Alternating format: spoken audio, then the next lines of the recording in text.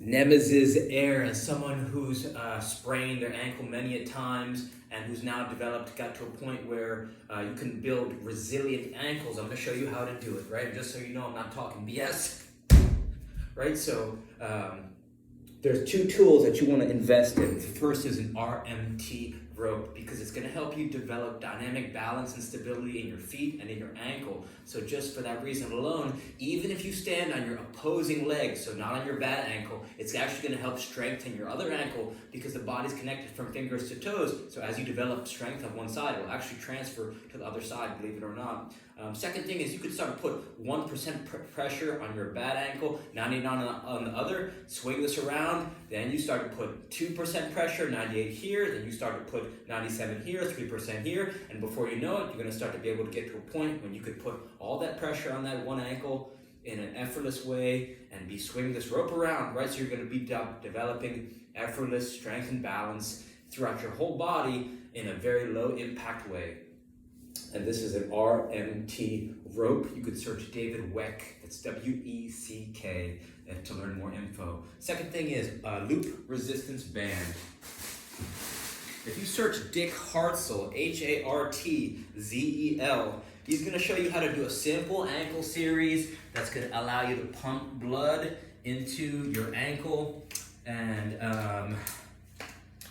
why that's important is because, right, you got to understand where you got to start to tell your brain that it's okay to move your ankle in different positions, right? After 5 months, that's a long time.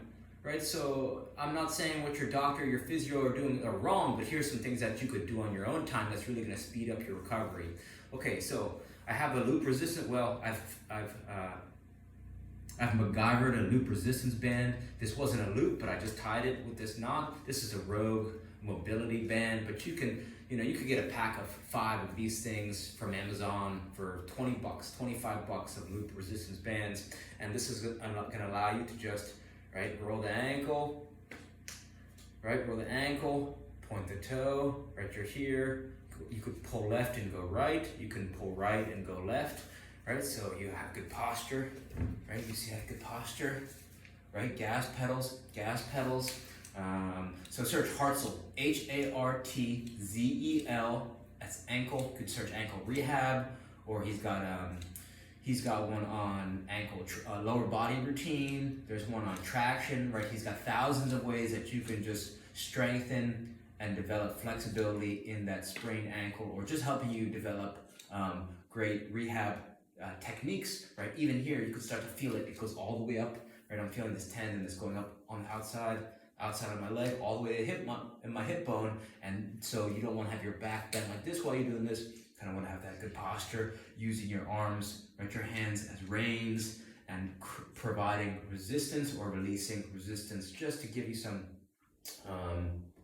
feedback, right? So now you're telling your ankle, okay, now I can move here. And then if you have some pain, right, let's say you're in 1 or 2 or 3 in pain, maybe you go away from pain. You don't want to be having the pain get up into a 6, a 7, and 8. If it's getting up that high, you kind of want to dial it back, right? Get into some other positions that are pain-free, and then really just play around in different ranges of motion, so that you can develop confidence on that ankle, right? That's what you want. Okay, that's one way. Another way is search ROKP by Ben Patrick. ROKP stands for reversing out of knee pain. But even though it's a knee-focused idea and exercise, you actually have to use the toes and the ankle in a reverse pattern, right? You have to walk backwards.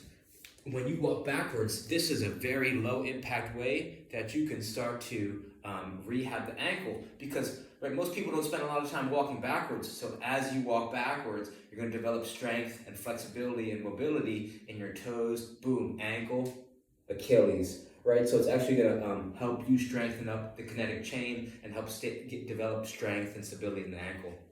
Fourth way, if you search,